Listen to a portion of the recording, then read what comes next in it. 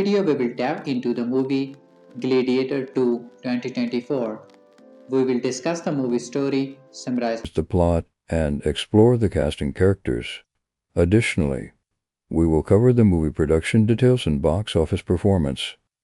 Finally, we will provide the review and personal reactions. Let's begin with the movie story. The opening text states how 16 years after the death of Marcus Aurelius, Rome has been run by corrupt twins Emperor Gladiator and Cracella. His dream of Rome has fallen and the city is set to go down as well. Numidia 280, a young man, Lucius Verus Aurelius, living as Hanno tends to his crops along with his wife Arcinde. They witness smoke and fire from the nearby gates indicating a call to battle. They build up and join their followers against General Acacius and his Roman army. Lucius and Arishes put up a good fight, but Acacius spears Arishes, firing her bow and arrow, and he commands his men to kill her. She is fatally hit with an arrow and falls into the ocean, while Lucius is also knocked out into the water.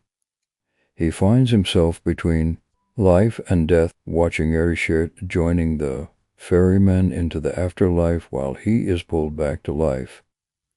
Lucius is enslaved alongside the surviving soldiers and citizens, while the city is taken. Acacius returns to Ostia and is reverted by Geta and Cracella. Geta tells Acacius that they have their sights set on conquering Persia and India next, while Acacius believes they should be focused on the citizens of Rome. Geta denies Acacius time away with his wife and makes plans with Cracella for gladiator games in the Colosseum. Lucius and the other slaves are brought to Antium in an arena overseen by a stable master named Macrodamus, played by Denzel Washington. The slaves are forced into combat against feral baboons. The Numidian chieftain Jubarta, who was brought in with Lucius, chooses death in the arena and lets a baboon tear into his neck. Lucius fires one baboon and bites its arm before staggering it to death with his shackle. Macrinus quickly takes notice and later puts Lucius in hand-to-hand combat against gladiator trainer Vigo, further impressing Macrinus with his fighting skills. Macrinus knows the rage that Lucius lives with, and Lucius states that he has his sights set on killing Acacius. Macrinus promised he can do this if he fights hard enough in Rome. Acacius responds to his wife, the remarried Lucilla. He expresses his disgust at seeing how many soldiers are being sacrificed for the twin imperatives need for conquest. Together they plan and instructions alongside their allies like Gorgias. Macrinus brings Lucius to a party in the city thrown by Senator Thrax in front of the emperors and other members of the Senate. Lucius is pitted against another fight for their entertainment. He tries to stop the other man but is forced to fight and eventually impale the man. Geta approaches Lucius and asks him a question, but Lucius only responds by quoting Virgil. The gates of hell are open night and day, smooth the descent and easy the way, but to return and view the cheerful skies, and this the task and mighty labor lies. The gladiator games commence with Lucius and other brought into the Colosseum. Lucius run the dirt in the arena through his hands, much like the late warrior Maximus did. This causes Lucilla to take notice and to recognize Lucius. He and other gladiators are pitted against undefeated champions Glacio. He slaughters the other man while riding his pet Reno until he is left to fight Lucius. They have a brutal fight before Lucius is knocked down and Gita gives Glosio a chance to spare Lucius. Rejecting this, Lucius continues the fight until he impales Glacio and then gets the thumb down signal to deceretate Glacia. After the fight, Lucida goes to her private quarters and remember hearing the quote from Virgil, then remembers sending Lucius away into exile as a boy for his safety. He tearfully realizes her son has returned, and Macrinus starts to report two and two together. Lucius meets and befriends the gladiator Dr. Ravi as he tends to Lucius' wounds. Later, Gratus brings Rusilla to meet with Lucius so she can tell him of his true parentage, that he is the son of Maximus. Lucius does not care to hear it and angrily orders Rusilla to leave his cell due to her sending him away from home and the fact that Exius is responsible for Erisha's death. She then goes to Acesius and asks that he help Lucius. Lucius trains and later chases the other gladiator in a naval battle. He leads them to victory by having them destroy the other ships and then ramming into them down the middle. He tries to fire his crossbow at Acesius, but it instead goes right between Theta and Cricilla, which they consider a personal attack. Macrinus goes to Tharex's home to kick him out of it since he owes him a large debt. To make up for it, Tharex spills the beans about the plan to overthrow the emperors since he was previously in on it. Macrinus collects this information and still forces Tharex out. Acacius and Lucilla are brought before Gita and Carcalla to explore their tragedy. Gita says they will be forgotten before they are in prisons. Mithridates convinces Gita to put Acacius in the games as punishment.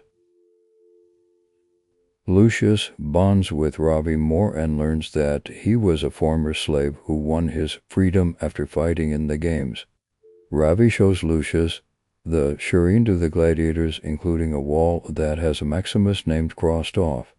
But his armor and sword are still kept hung up privately, along with his wife's. What we do in this life equals an eternity. Actesius is forced to fight against soldiers of the Praetorian Guard. He slaughters them all before he must fight Lucius. They battle until Lucius has Acacius at his mercy. Lucius then refuses to execute Acacius after he tells him how he loved his mother and how he would have died for his father. Geta ordered the Praetorian Guard to execute Acacius by firing dozens of arrows at him. Lucius then commenced their actions, telling the spectators that if this is how Rome treats its heroes, they should expect to be treated worse. Lucius leaves as they charm his name, or rather Hanno. Macrinus visits Lucius in his cell to question his decision to spare Acacius. Lucius believes in a fairer way to lead Rome, but Macrinus disagrees. He later visited the emperor as the people are beginning to riot in the streets, after Geta insults Cracina over their different views on how to handle the matter.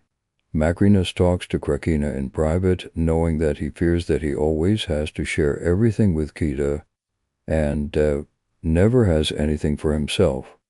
Macrinus convinces Cricilla to confront his brother with the dagger. Geta tries to target Calaton, but Macrinus guides his hand to slash Geta's throat before despevaking him. Lucilla visits Lucius again to give him the ring that belonged to his grandfather. They reconcile, and Lucius hugs his mother for the first time in ages. Lucius then gives the ring to Ravi to deliver to a journal in Acticia so that his army might come to their aid. Carcalla takes over the throne and makes his first act to appoint his pet monkey, Dendrus, as his counsel while having Macrinus in a higher position of power. Macrinus presents Geta's head to the other horrified senators after Cricilla leaves to establish why he must gain even more power, forcing them to vote him to lead the Bakriting Guard. Macrinus then goes to Lucilla's cell to talk to her about how her grandfather had him enslaved and how he plans to end the imperial plotline by becoming emperor himself. Macrinus has Carcala put Lucilla and the other conspirators out in the Colosseum, with only Lucius to defend her. The plan is to have the crowd railed if Lucilla really is killed, which would provide an opportunity to kill Cricla and ascend to the throne. When Lucius learns that he must defend his mother, he breaks out of his cell and kills Vigo before the other slaves back out and revolt. Lucius then goes to take his father's armor and sword before leading the other men to take back their freedom. The gladiators battle the Praetorian soldiers in the arena, leading to a full-on rout as spectators become hit and arrows and start to fight back. Gracius is all set dead in the middle of the fight. In the chaos, Macrinus seizes the opportunity to stick a cylinder partkin in the Cricula's ear to kill him, and then fire an arrow into Lucilla's chest before Lucius can save her. Macrinus then jumps on horse to join the Praetorian Guard to face the incoming army at the gates. Lucius chases after Macrinus and concern him right as the two armies come face to face. Lucius then charges with his horse towards Macrinus, leading to their final duel. Macrinus nearly overpowers Lucius, but he remembers his mother force and gains the upper hand. He chops off Macrinus' left arm before slashing him fatally. Lucius then addresses both armies and convinces them to no longer fight senselessly. They put their swords away and, charmed and aggrieved. At night, Lucius goes into the arena by himself. He kneels into the sands and speaks to Maximus as he mourns both his parents. Gladiator 2 takes $87 million to break Ratty-Strock opening box office record. Gladiator 2 is not our entertaining audience in the US, Canada, and China until this Friday, but scored the highest over international opening for a rated card film over the weekend, taking $87 million. The film opened in 63 territories late last week, including the UK, where it took 11 from 722 locations. It also performed particularly strong in France, $10.3 million from 729 locations. However, this opening is a touch weaker than that for Ferry's Bay Ofster's sequel, Dune Part 2, which took 97 internationally over its first weekend. Meanwhile, Pixar's Inside Out 2 made $140 million over the same period, and Disney's Deadpool and Voltron $233 million.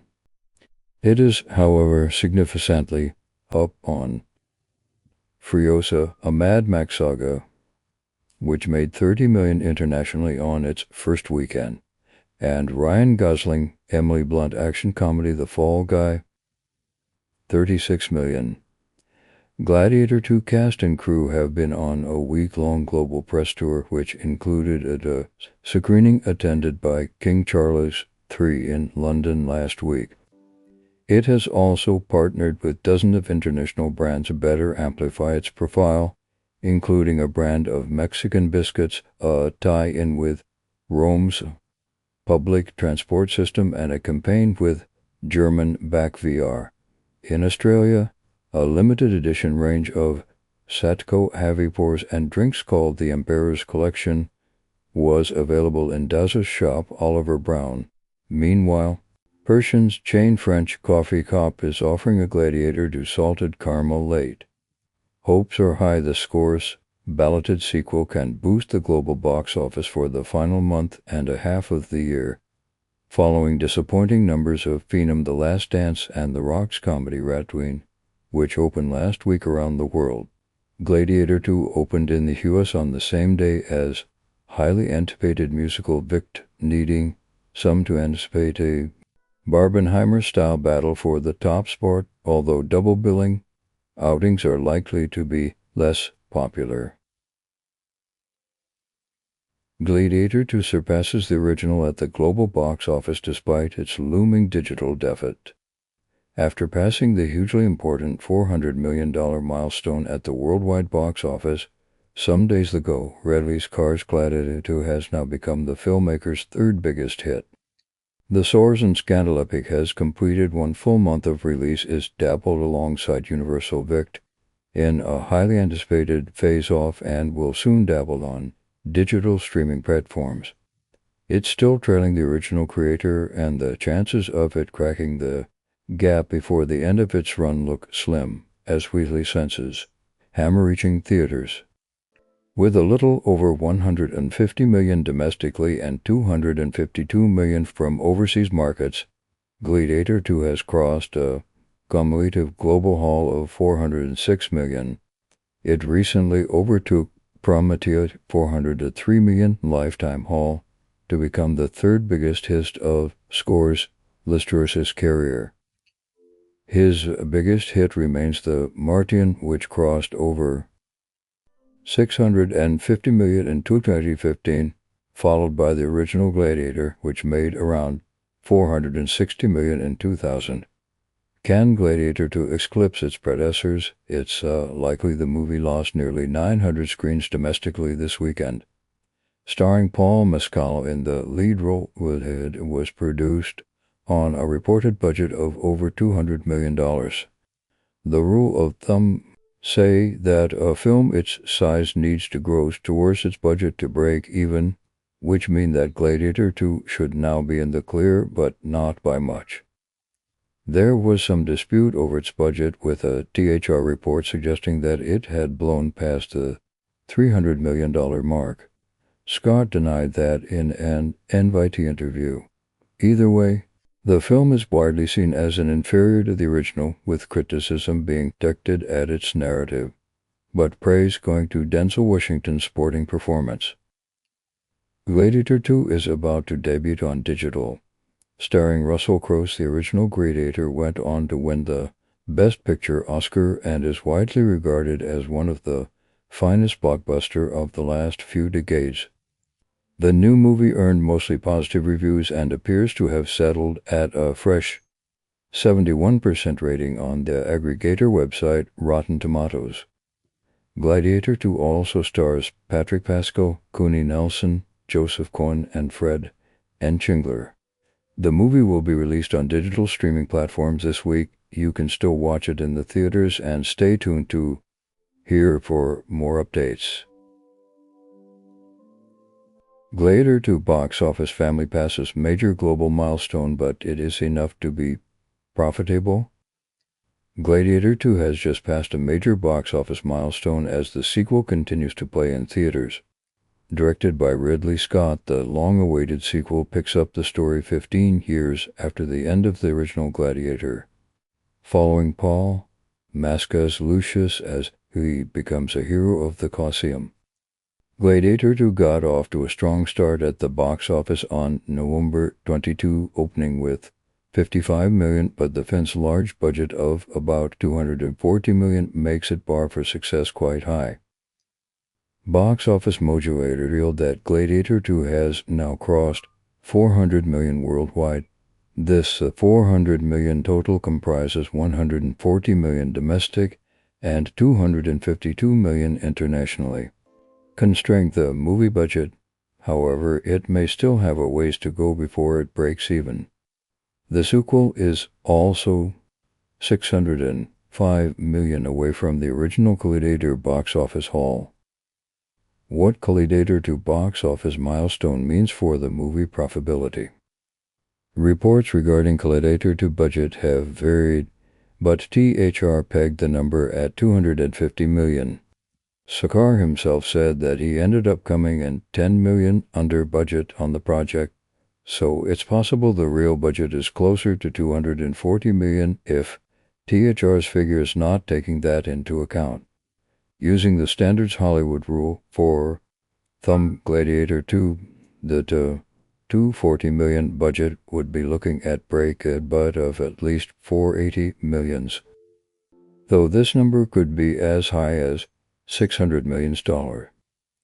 Gladiator 2 seemingly still has a way to go before it's profitable, and it will certainly inch closer to this threshold over the holidays still, though the best case scenario at this point from the data available seems to be that Gladiator 2 will be a very modest success.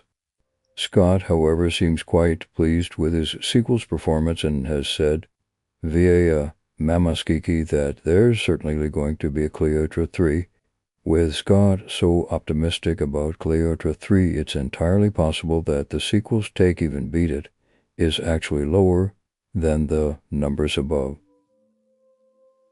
Our take on Gladiator 2 box office performance. Gladiator 2 reviews have been generally positive, but they are undoubtedly not as positive as those for the original movie. The sequel, for example, earned only a B SAM score and has a 71% Rotten Tomatoes, compared to the original film's 80%. The original movie also has an 87 popcorn meter score, while the sequel has an 82%. Figure are not that far apart. The League of the Coringa Spawns did likely hurt the sequel. It remains to be seen whether Gladiator 3 will happen, but it's hard to imagine another movie getting made at the same budget level as the sequel if it does. Still, it's worth celebrating the sequel's now box office milestone, especially since it scored highest since the Martin crossed 630 million worldwide in 2015. Unfortunately, however, Gladiator 2 certainly will not be hitting these same highs. 5 reasons why Gladiator 2 killed it at the box office. The biggest box office showdown of the year in the books, Paramount's big-budget historical epic Gladiator 2 went up against Universal musical Broadway adaptations, baking for a huge double bill, the likes of which we just don't see at then often. It sees the biggest 1-2 punch since Barbie and Oppenheimer both had theaters on the same weekend last year. This time around, things played out similarly as Gladiator 2 had to settle for second place at the domestic box office. However, life is still looking pretty darn good for the blockbuster, all things considered. Jack 80 Square's long-awaited Gladiator sequel opened to an estimated $55 million domestically, Wecht, meanwhile, absolutely decimated expectations with a $114 million opening. But context is important here. Second place be damned, they still rank at the second best opening of Scott's huge career, trailing only Hannibal, $58 million, more than 20 years ago. It also stellar debut for an R-rated non-comic book movie to that, and is the third highest R-rated opening for 2024, behind only Deadpool and Wolverine, $211 million, and Bad Boys Ride or Die, $56 million. Just to say there's nothing too disappointing about. Paramount also had a big hit internationally on its hands. The sequel has already pulled in $165 million overseas through 2 weekends, giving the $250 million budget epic as $221 million's running total. With a budget, that baggage needs to keep the momentum going, but this is a damn fine start, so what went right there but contributed to the film's success in the early gang looks to the biggest reason why Gladiator 2 is killing at the box office. The marketing for Gladiator 2 was very effective. No book movie can succeed without an effective marketing campaign. To that end, Paramount Picture did its just job. In that regard, with Gladiator 2, did it perhaps spend too much money on the film? Sure, but there's another argument entirely. So far as selling the movie to the masses goes, the studio did right by Redlick's cause and this long-awaited sequel. The trailers for Gladiator 2 promise epic action made for the big screen, while also making it clear that the impressive cast will be doing things that are probably going to be fun to see. Who doesn't want to watch Pedro Pascal duking it out the arena, the man behind the Metrolian in the glory days of the Roman Empire? It would have been easy to over really on the legacy of the original film in trying to seal its sequel more than 2 decades later. Instead, Paramount just tried to sell a movie that looks awesome and is worth seeing in a theater. It just so happened to be a sequel is one of the most widely beloved Best Picture winner of the last 30 years. Gladiator is very popular overseas. There is often a much larger focus in the US on the domestic box office. That's addressable. People in North America want to know what's going on there. The US is also right there with China as the biggest movie-going marketplace in the world. That said, this is a global theatrical marketplace and big, expensive movies and it designs to play for audience all around the world. While Victor won the day in the US, Gladiator remained dominate overseas, which is a very good sign for Scar's privacy epic. Gladiator 2 got off to a great start overseas last weekend with an $87 million in 67 market. The sequel retained its status as the top-grossing movie internationally this past weekend, taking in $50 million while WAC pulled in $50 million. It was a narrow victory, but winning or losing is not the point here. What matters is that this movie is clearly appealing broadly to audience across the globe, which is the key to its early success and will be crucial going forward. For now, at least, things are looking good. There are Denzel Washington's effects. It might be painfully obvious to say, but Denzel Washington is a very popular movie star. He is also one of the rare movie stars whose name alone can still increase interest in a given project. It's actually shocking that the man has not been pulled in a $1 billion crossover at his point in his career. In any event, audience love him, and that undoubtedly helped Gladiator 2.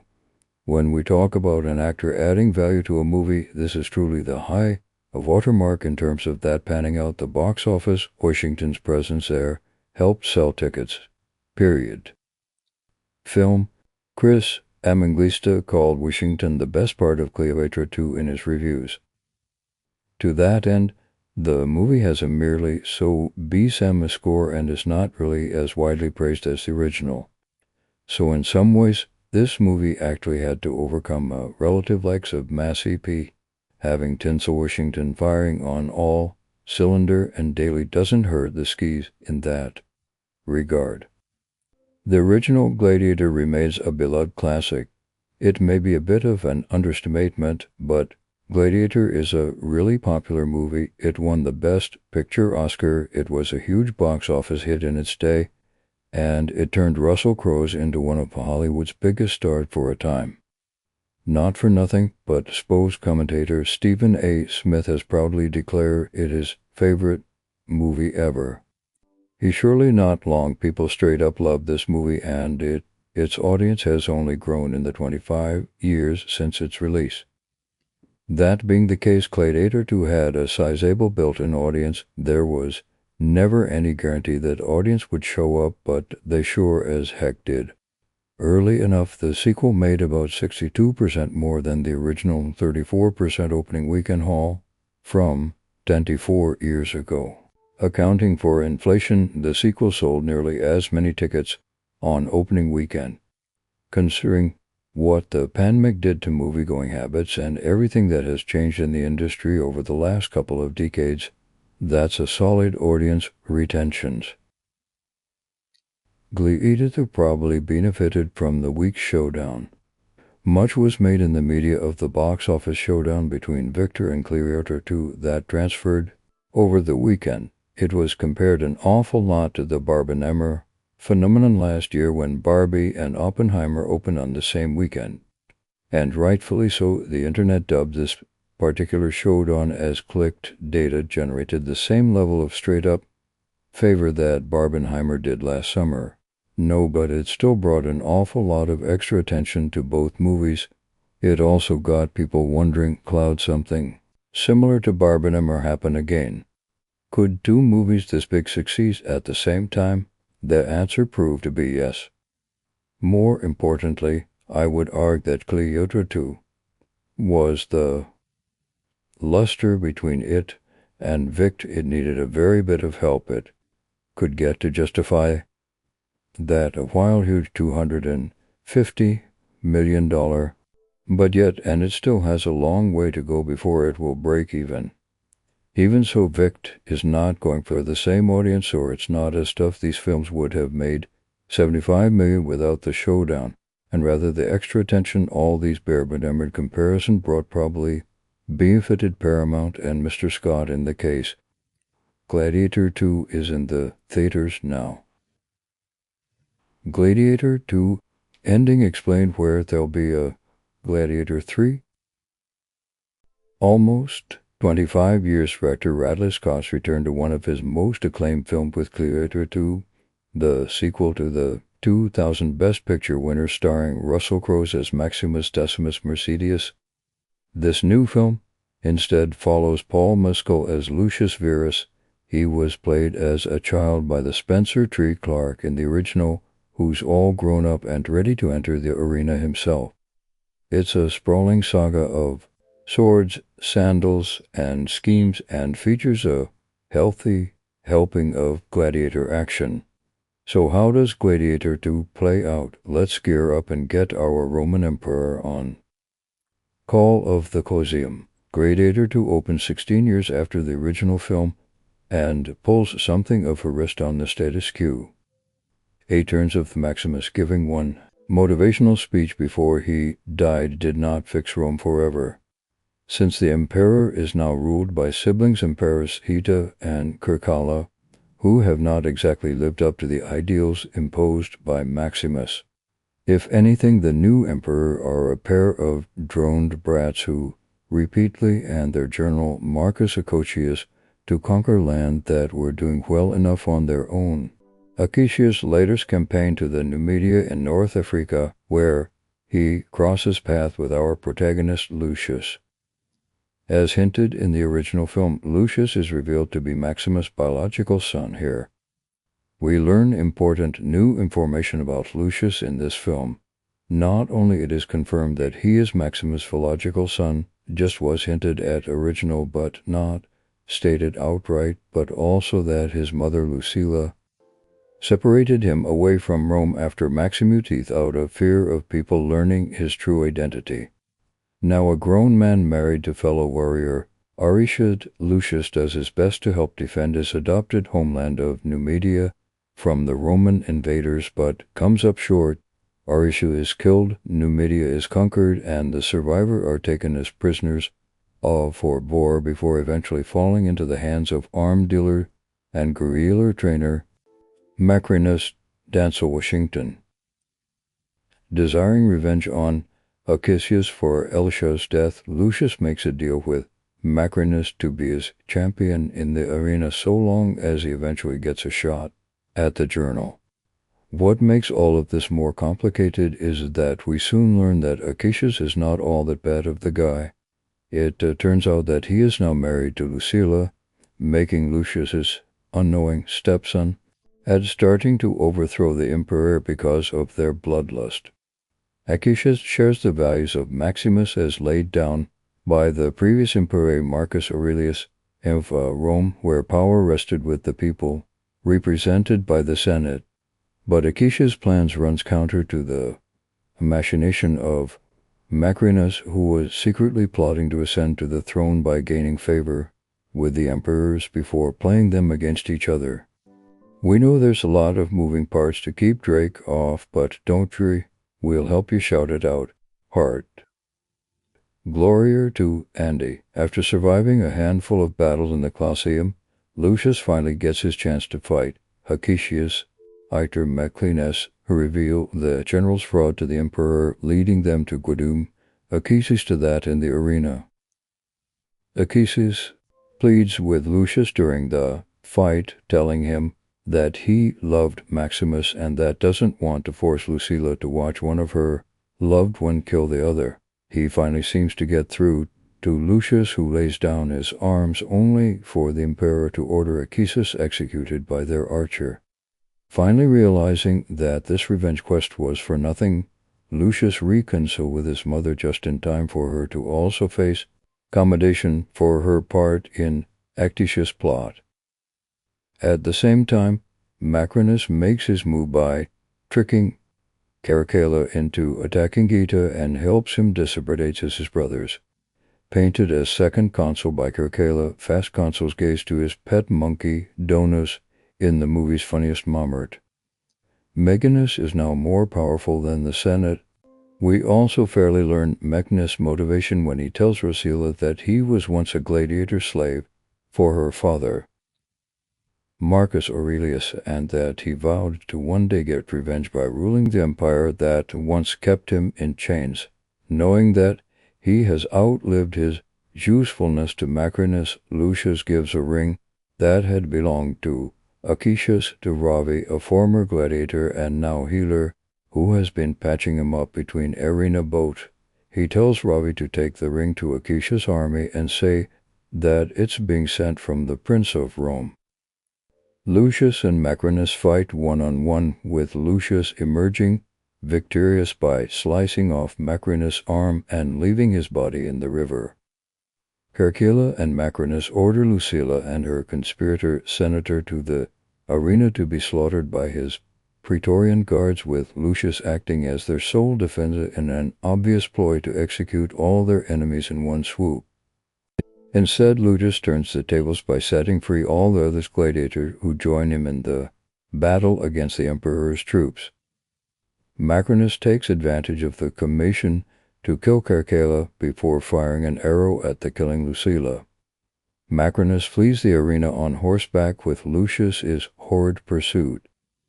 They are then concerned at the city's edge by Aetius' army, while the imperial troops come in from the other direction with nowhere to go. Lucius and Macrinus fight one-on-one, with Lucius emerging victorious by slicing off Macrinus' arm and having his body in the river. With all other contenders to the throne dead, Lucius makes a speech to both armies, saying that it's finally time for Rome to ascend to glory, befoiling the ideas of Maximus and allowing the people to have power. The movie ends with Lucius mourning his loved ones in the Epiclusium. Gladiator 2 was the remake of the Gladiator of then, and it's a sequel to that movie of 2000. Gladiator 2 box office is climbing 2024 highest crossing charts after passing Venom 3 and A Quiet Place Day 1. Gladiator 2 continued to ascend the charts of 2024 biggest crossing movies at the domestic box office. The long-awaited sequel revealed what happened to Lucius versus Paul Mescal in the years after the events of the original movie. Gladiator 2 had its domestic debut on Nova 22 the same day as Vic, even though Vic box office outperformed Gladiator 2 during the opening weekend. The Redless Cartridge sequel has still done well at the box office. As for the numbers, Gladiator 2 is now the 14th highest grossing movie at the domestic box office in 2024. At $146 million, Gladiator 2 domestic box office has surpasses Sony's Venom, The Last Dance, and Paramount's A Quiet Place Day 1 in order to become one of the top 15 highest grossing movies of the year. With Blake Lively, It's Sent With Us, all in newly added ad $138 million, Gladiator 2 is poised to soon become the 30th highest earning movie of the year. And signed up to domestic box offices: $652 million, Deadpool and Wolverine; $686, Week, $361, Despicable Me, $361. What this means for Gladiator 2. Gladiator 2 box office performance has been largely overshadowed by the record-breaking numbers of Victor and Mona 2, the latter of which released only 5 days after Gladiator 2 domestic debut. Victor and Mona 2 box office numbers are impressive, with the two movies already the third and fifth highest crossing domestic movies of 2024. However, Gladiator 2 most racing milestone is a reminder that it is also performing well. Gladiator 2 is all about granting to suppress its end with us domestically and is likely to end up earning more than Kingdom of the Planet of the Apes as well. Gladiator is ending set up a third movie that will see Lucius trying to keep the dream of Rome alive and to prevent it from falling back into the hands of tyrants. Continued box office success will help make Gladiator 3 become a reality and deliver the story that will reveal what happens next to Lucius in his historical fiction version of Rome. Our take on Gladiator 2 box office. In Gladiator 2 had released at a different time in 2024 and not at the same time as Vict and Mona 2. Its box office number would likely be receiving more attention. All three movies deserve credit for 2024 record-breaking Thanksgiving box office, and all of them are proving to have legs at the box office as well. The more Gladiator 2 moves up the domestic charts, the more likelihood there is of seeing Gladiator 3 happen. And the hiatus between movies will hopefully be shorter than 24 years this time. Gladiator Giovanni's gross as its newest massive global box office milestone is just 1 week. Paramount can perhaps breathe easy now. Gladiator 2, the big-budget sequel directed by Ridley Scott, pauses to emerge as a bona fide hit after a massive opening this past weekend.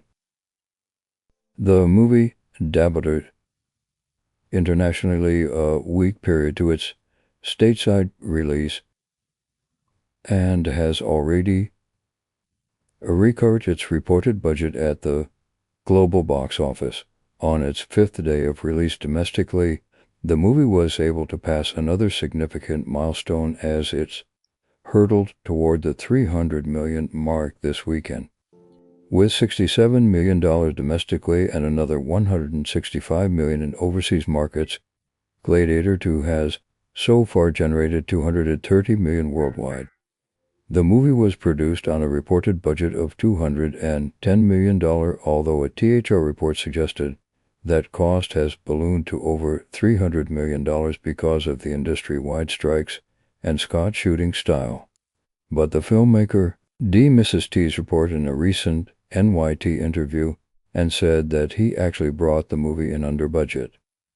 A sequel to his blockbuster original film Gladiator 2 opened to mostly positive reviews and currently sits at a fresh 71% approval rating on the aggregator website Rotten Tomatoes.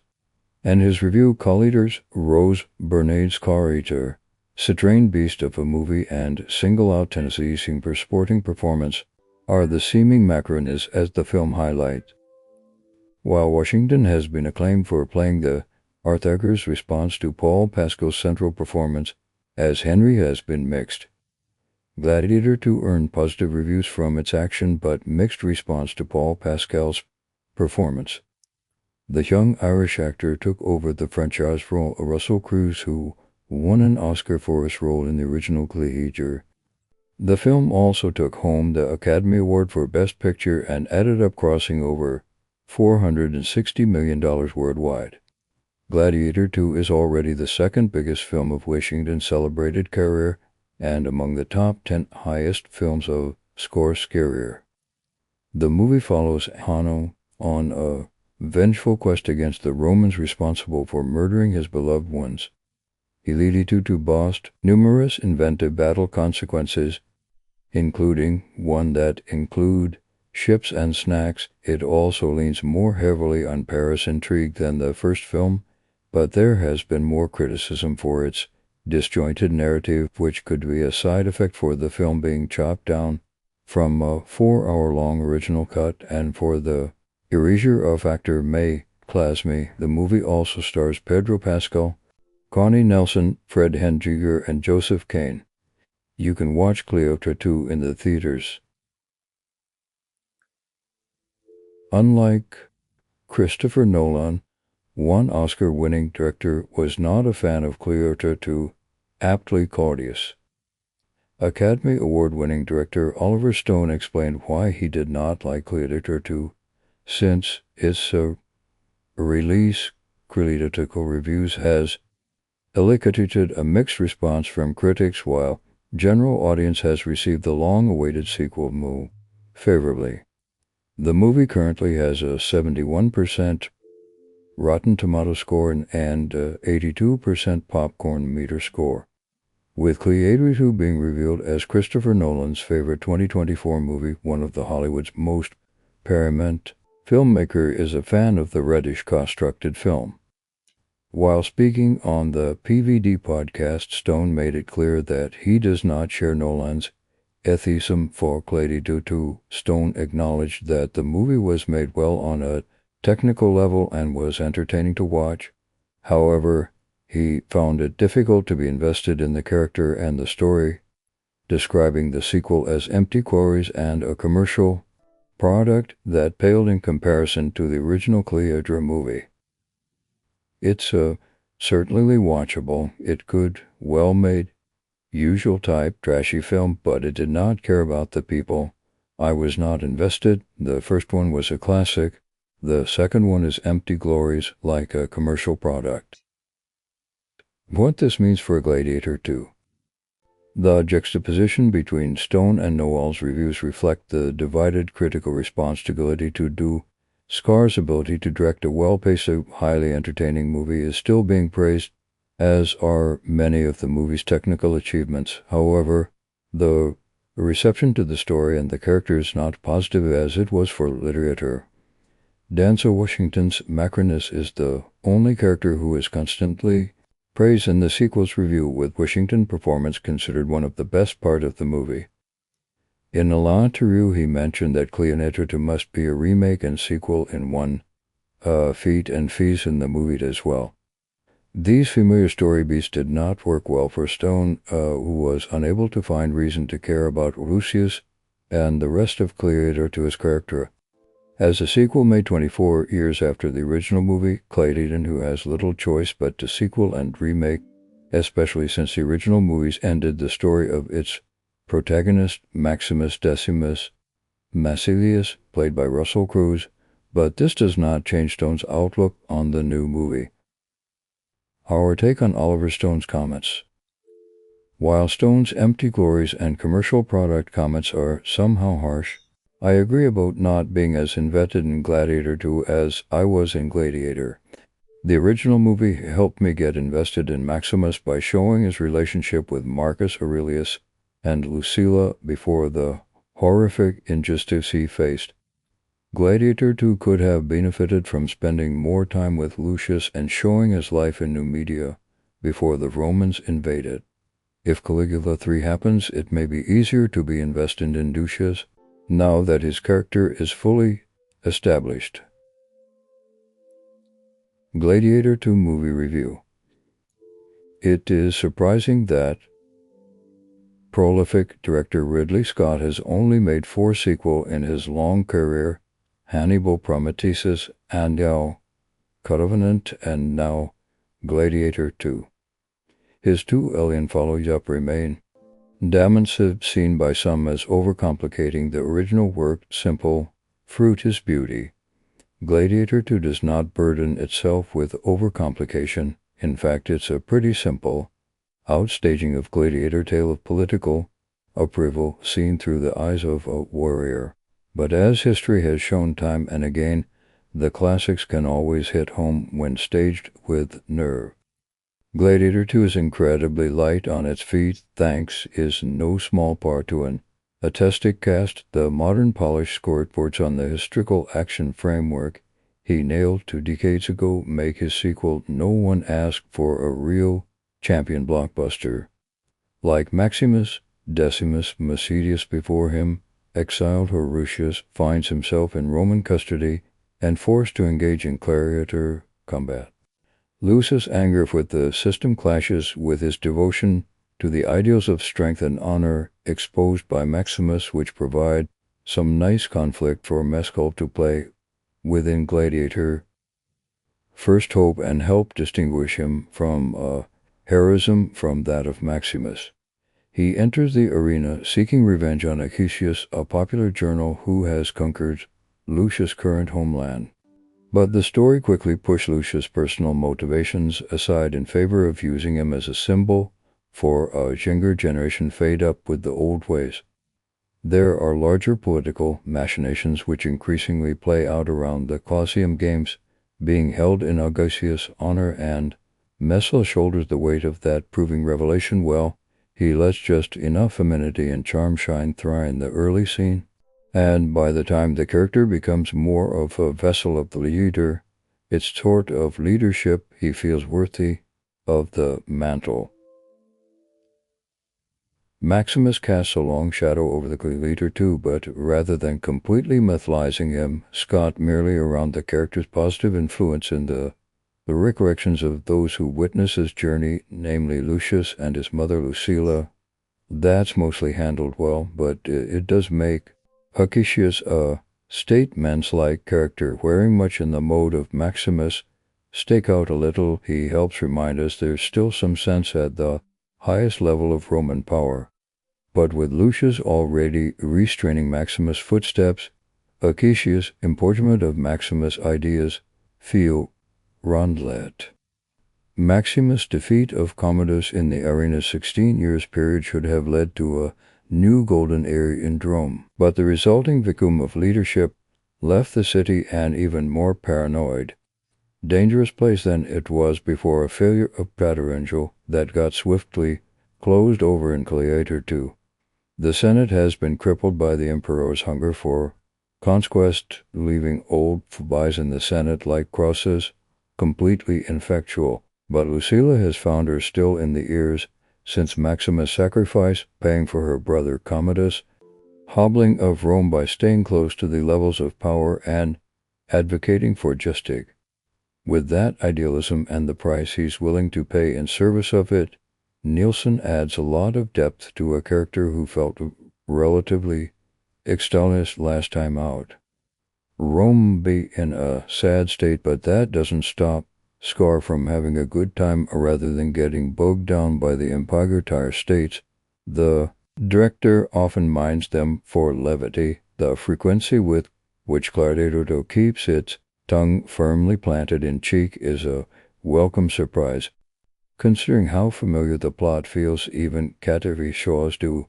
Obviously, ever-dropping sermons feel like international winks at the audience. Gladiator 2 is loyal to the fast-paced structure to a fault, so the lighter tone their score strikes really spices up scenes and plot development that otherwise could have felt like rushes. The element of hilarity to most apparent in the current stewards of Marcus Aurelius' Drama from Brothers and Co. Periscata and Carcia, their bloodthirsty whims and equally unpredictable mood swings make his nightmarish pair of little freaky boys worthy successors to Jessica Freinic's extremely simping comedies. Their anthems border on slapstick, but Quinn and Hatchinger are each on temperamental and off-putting that they never let you forget the tension Keter and Kika opposed to Rome's feature. This may not possess the same dramatic weight as Freinic's convincing villain, but they do have a lot of eyeshadow and a little monkey who wears a dress. There's a pretty match as even trade here in Gladiator 2, especially given the Scout finds banners elsewhere. Denzel Washington is absolutely electric in the role of Mercinus. The more nuanced examination of who holds power and how comes through Mercinus. Denzel Washington, a gladiator trainer who rose up for salary to wide influence over the city's politics. This aspect of the character becomes more apparent and impressive as the story goes on, and Washington is absolutely electric in the role. Pascal's Ord performance is often at its best when he is working to match Oscar winner. Macronus is constantly calculating how to advance his cause and whether Washington channels there through a whisper threat or a showy display of charisma. He owns every room and always says the right thing with her. Macronus will use all the influence for good or will to either exploit or benefit at Lucius' shift from scene to scene. It makes Macrinus as imposing as any threat Lucius faced in the arena had a reliable screw for the script to turn when the chaos of Kita and Croculla's rule gets a little too predictable. Gladiator 2 strikes a winning balance between its palace intrigue and the action of the games, and Scott maintained a breezy pace throughout the 2.5 hour runtime. The arena scene that serves the movie's steady heartbeat, to put a little more emphasis on size over substance, armed with 20 plus years of VFX advancement, Scott floors the zone with larger-than-life spectacle, are tooled with angry beavers and full-on naval combat within the Colosseum walls. I think the traumas exceeded, which shocked me, are no doubt greater than what Scott was able to achieve last time. But it's not always too more effective, as the battle are quite distant from each other. Again, baboon and boars, but they feel just a little bit rushed, a little less focused than their more visceral and immediate counterparts from the first film. Gladiator 2 one encounter like a simple sword fight. Lucy is forced into an glimpse of the Emperor's often wield of feeling more impactful than, say, a cage arena barreling around the arena floor. But the game's blend of descents and brutality completed its most important task, showing us the stakes of Lucius' continued success and demonstrating that being good at killing other people is a pretty up metric for that success. Gladiator 2 finds strength and honor in the well-worn armor of its predecessors. Paul Mostai's depth in the Bellboard Hero Gang 2 it does not only the delightfully deranged Joseph Quinn and Drig Hanshinger, but also the Dancy Washington, whose Mercurius Macrinus practically screams, "You are not entertained" at the Arnius every second he is on screen. Roddy Scard banished Gladiator to action and drama admirably, and even though he is treading familiar ground, Scard at least dealing to loosen up the tone in a way that gives credit to its own identity. The shady critical battle for Rome's fate may prove more relatively entertaining than the festival showdown in the Colosseum.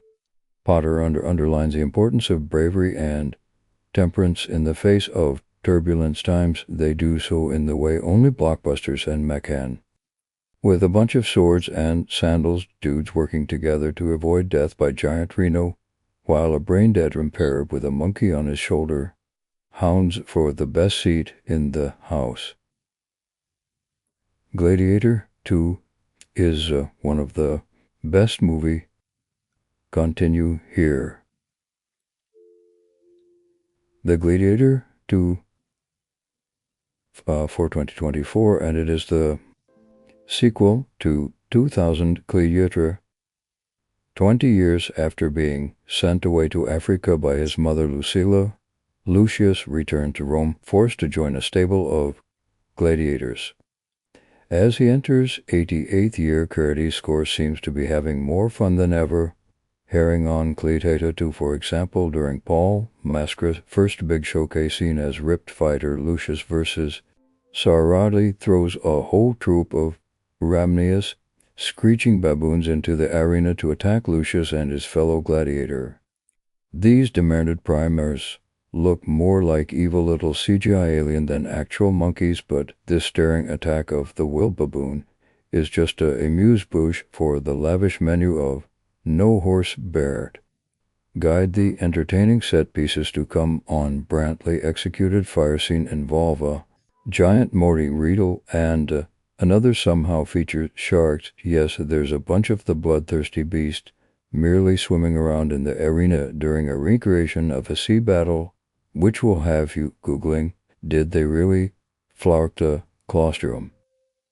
Historically accurate or not, the sight of Marina Paradiddle in the film's the long-awaited sequel to stock icon Russell Crowe starring Swords and Sandals 2000 original optimizes the emphasis here on the brutal descents of the time. There are copious amount of blood and gore, crowed, gruesome desecration, throat slashing, and limbs lumped off left, right, and center. One such moment of blood spectrum variance is so borderline comical, you half expect the victim to borrow the line from the Black Knight in Monty Python and the Holy Grail. Despite a scratch. In the middle of all the bloody menace, and Paul Pascal Lucius, the strong, still center for the movie, around whom all hell is breakily is loose. Mescal effortlessly shifts into leading mentality with his performance, amusing the character with an innate darity and steely determination as he rises to gladiatorial fame. Although he's not about biting a chunk out of a papoon if need be. Like Cruz Maximus in the original film, Lucius doesn't have much choice about becoming a gladiator. He is bought by former slave-turned-ruthless Roman power broker Macrinus Denzel Washington, who is keen to turn him into the star of his stable of presumed fighting machines. Washington practically steals the whole film by the way, palpably revealing in the chance to let rip as a smug, self-satisfied schemer of the highest order. Some of his line reading are poor camp. The outstanding cast also feature Connie Nelson as Lucilla, the major return from the first movie who hovers over proceeding in quietly impervious style, and Patripaska as Christmassy as ever, playing Marcus Acacius, the Roman general responsible for destroying Lucius' home and family. So while Lucius is cropping with monkeys, sharks, and occasionally some actual human fighters too, he also has a vengeful eye on Marcus. The subsequent plot machinations rally on some pretty convenient coincidences, and Lucius rises inevitably formulaic, but it doesn't really matter because the scenes of mind-boggling spectacle are anything but bankrolling. That a spectacle or the new giant Roman Empire Zrung Antich twins Guitar and Krikila. Not only do they manage to rival Joker Phoenix Camerons from the original Gladiator in terms of crazed ferocity, they also have a distinctive list of the ultimate Mad Emperor Hirigoya about them. Think John Howard's pasty-faced look as Hadigoya and 70s TV classic Claudius, and Wilcom McDowell's version of the same historical bunkers figure in the notorious 1979 film Caligula. There's even a glorious counterpart to Cagola's infamous beloved pet horse in the form of Percala Spit, Katkoki monkey pressed on the shoulder, who oscally has the film's most tearing character arc. And when Maid Lucas pops up as the equivalent of the stadium announcer at a football match, bellowing Brantley while the gladiators gather in the Colosseum, you know this is not a movie. There's taking itself too seriously. That's not to say this very blatted sequel come across as Carry On Gladiator. It is in many ways as compelling and expertly staged as the first Gladiator, but this one feels less concerned with its own rippiness as a date, more proudly brooked. There's a fearlessness to its big swing that has to be applauded. Its rare discourse unleashed, and we are here for it. What could have been a poignant, predictable sequel to a much-loved Oscar winner? Instead, it turns out to be a fun romp. However, Gladiator 2 forced this award reason. It's a hell of a ride. Fried Hendringer, Josephine, Paul Mescal, Bradley Scott, Kenny Nelson, Pedro Pascal, and Denzel Washington are the main cast in the movie. Gladiator 2, adding a short and tomato score, shows fans are just entertained as Russell Crowe's original. Gladiator 2's Rotten Tomato audience score shows fans are just as entertained as they were by Russell Crowe's original. Serving as a sequel to Gladiator Attractive Force game by Ataskar, the new film follows a similar story involving Lucius, the son of Maximus and Lucilla, who becomes a gladiator after his home is invaded by the Roman army. The Oscar-nominated Paul Pascal leads Gladiator 2 as Lucius alongside Pedro Pascal, Connie Nelson, Denzel Washington, Joseph Quinn, Fried Hendringer, Leo Race, and Derek Jacobi. Now with the sequel releasing in theaters on Nova 22, viewers are sharing their thoughts online. Gladiator 2 has debuted to an 83% audience score on Rotten Tomatoes, with over 500 verified rating. This is just 4 pants below. The original book is suggesting that audiences are just as entertained by the sequel, to quote Russell Crowe's Maximus. What Gladiator to Rotten Tomatoes audience score mean for the sequel? Gladiator 2 had already received generally positive reviews from critics who called it an action-packed spectacle that built on its predecessors with heightened blood sports and cack, drained much of its power and prestige from Denzel Washington's standout performance.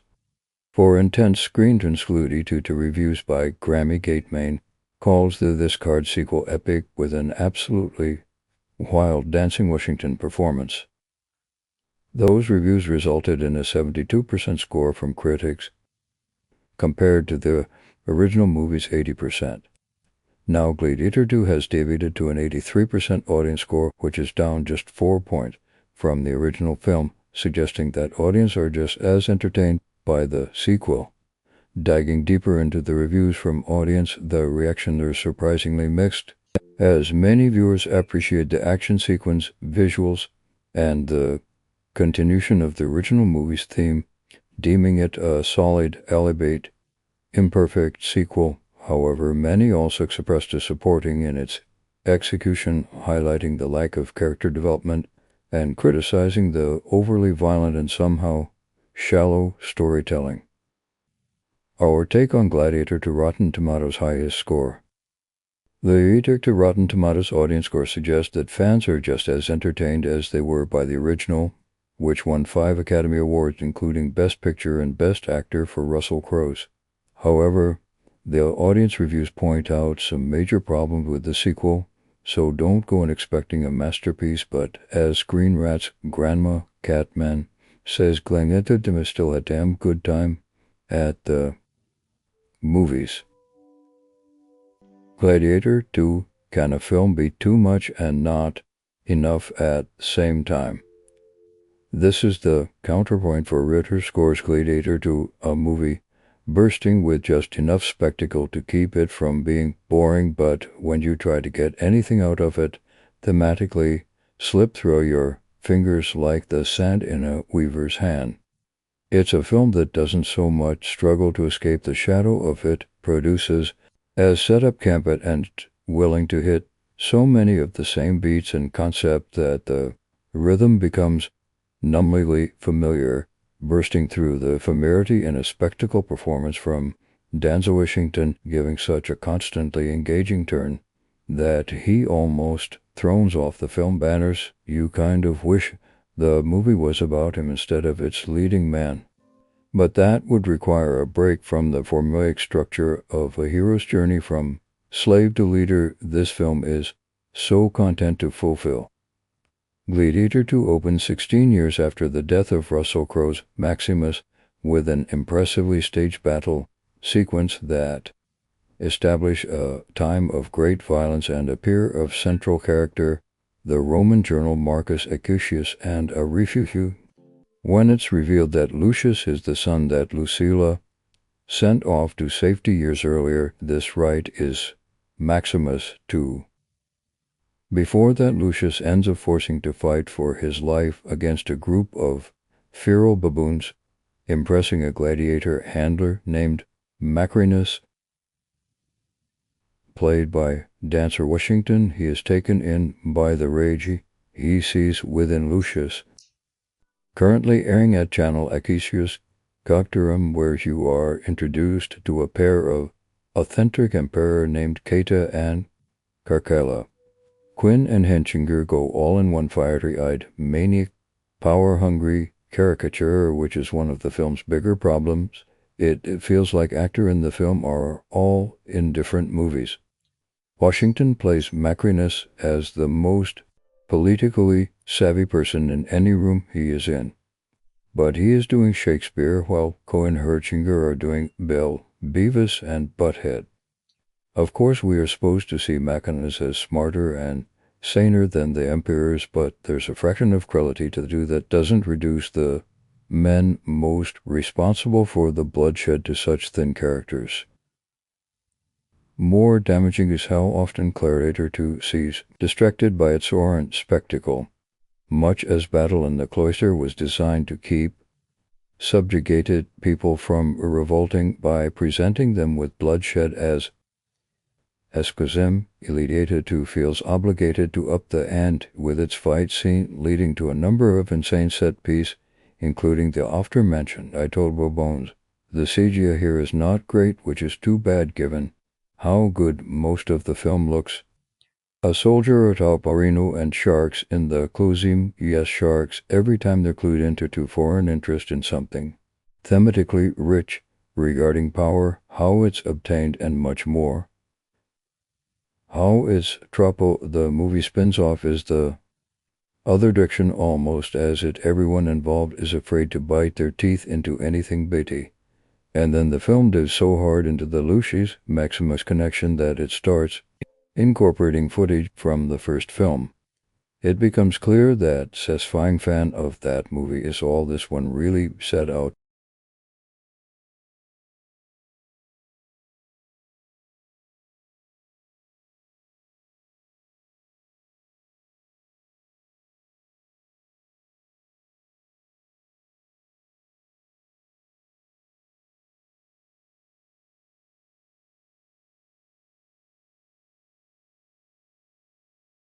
Fan of that movie is all this one really set out to do. For a lot of people at some time, for this person, that's enough. It looks great most of the time and the sound mix is fantastic. Sagat doesn't filter in these departments. As for performance, people have come down on Maskell for not being as captivating as Crows, and he is not. But I think that's more because of a script that's too content to make him a government copy instead of his own man. Pascal fares better despite less screen time than the setup promises. Still, he's the only performer outside of Washington who one can see make choices that other actor might not have considered, especially as his position as a military leader becomes challenged by everything collapsing around him. Again, it's Washington movie through and through, as the Oscar winner adds another feature to his cap as man who knows how to position himself to take power in the middle of a revolution, but never really consider the cost of those machinations. Imagine a Gladiator true from his perspective, and you can see the more ambitious version of his sequel that would have happened. If only the filmmakers were willing to think outside the Colosseum. One of the most infamous, unproduced screenplays of all time was Nick Cage credited to a project developed under the title Crest Killer, wherein Crows would return as Maximus, who has to battle his way out of purgatory and is forced to live for a generation, battling in some form through the wars of the 20th century all the way to present day. It sounds insane. Of course, it was shot down. But I could not help thinking, while watching this Gladiator 2, that there would hold to be some middle ground between that kind of grandiose, sharp right turn from the original to one that's so content to stay in the same lane. Yes, I am entertained, but is it all you got? Gladiator 2 review. Paul Pascal is a pensive Avenger in Rada's God, serviceable but far from great sequel.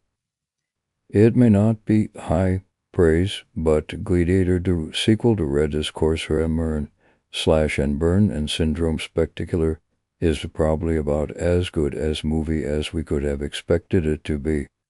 Written by David Scarpa and directed as Scott, who at 86 has not lost his touch for the peacock pangitry of deeming massive thirsting for blood. The movie is a solid piece of NES classic popcorn, a serviceable epic of brutal, warfare, closet featuring lavish spectacular and beast, both animal and human, along with the middle brano, the candies of Palace in 3. The full film is tailored to the next generation specification of its star, Paul Mescal, who plays a descendant of Russell Crowe's Maximus, and does it by not trying to imitate Crowe's performance, including Del Crowe's wielding a sword that was like an extension of his inner hostility, was the ultimate thinking person's Thedas. Mescal, Soult, and Blessed Thompson more like the Daffy Kitten of Marlon Brando, a forlorn Tarrant Traeger. 24 years ago, Gladiator was dressingly old and new at the same time. a hyperviolent literate action movie rooted in the critical antiquity of Hollywood past and rendered with the VFX of the future. With Gladiator 2, we go is knowing more or less what we are getting, but the film still stands strikingly apart from the blockbuster marketplace. It's a Saturday night epic of tawdry escapism, but it is a movie to love the way that some of us love Gladiator. No, it's ultimately a mere shadow of that movie, but it's just diverting enough to justify its existence. At the beginning, we learn that Rome is being ruled by twin brother emperor, the Fegita and even more Feg Cracella, who with their pale smirks are like air proprietors out of Philony Stratagon. The overstuffed Roman Empire is metastasizing into sordid bloodshed and debauchery. When an armada of Roman battleships led by the idealistic General Marcus Equius shows up to conquer the North African province of Numidia, Hercero, one of those killed is the soldier wife of former turned-drove leader Lucius Versus, which turns him into a monetary tailspin of despair. That stand in marked contrast to the paramilitary wound experienced by Cruz Maximus in Gladiator, where the slaughter of his wife and son scares him so harshly that he considers himself already dead. That's part of the political power of Gladiator. Maximus is now prepared to chain them in Hammon, which elaborates his already considerable ferocity. He wants revenge, so much so that on a deep level he does not give a fuck. Crows in Gladiator gave one of my favorite performances in cinema. I have watched it a decent times. That because he played a variation on something we have all seen so often. The sating heart is a vertical, yet invested it with such uncanny soul.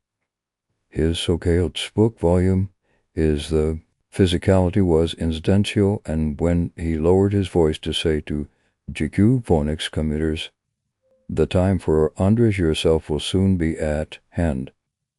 I would like to scrape out your eyeball with my thumbs. He was more invincible in his Sanus fury than any superhero. Paul Muscar doesn't have anything approaching that elemental musculite gravitate. His Lucius, who is captured and brought to Rome to be a gladiator, is skilky and fancy with a causical look. His stare is sensitive, his grin rueful, his lower jaw just, but Muscle has something that works for the movie. He projects nor revenge but a shady rogue nobility. The idealism that will make Lucius the potential savior of Rome. First, the must survive in the gladiator arena, which he does by taking on a team of 5 monkeys, who seem like they are from another planet, which is strange, and drag the attention of Macrinus Denzel Washington, a former slave who runs the gladiator Palapine and becomes Lucius' mentor. Washington performs in the films a wild card because you cannot pin him down. He is a gregarious good guy, then a morer gagging gossip from senator, then a backstabber, then someone who will stab you anywhere and everywhere.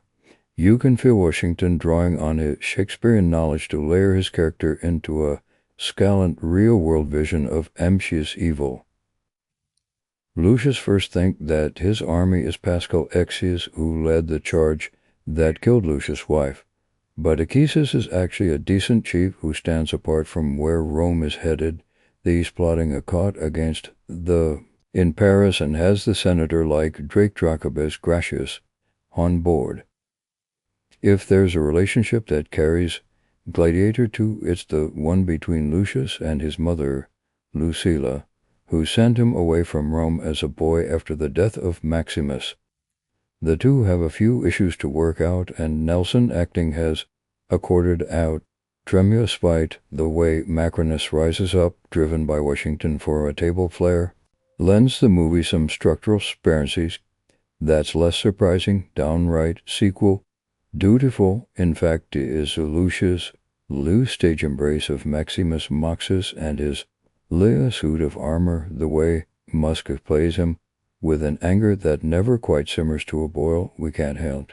help but I see him as millennial kickoff of crowds, glowering royal punk at Gladiator 2 or not entertained. We are at that necessarily the same as the Athral. Gladiator 2, leave history in the history books and just enjoy Gladiator fighting shorts. There's been a lot of chatters about Gladiator 2's historical inaccuracies and how this is a bad thing. You will not hear that sort of nonsense from me. I think the film's joyable and disregarded for fact is a good thing, and Gladiator 2 is a better film for it.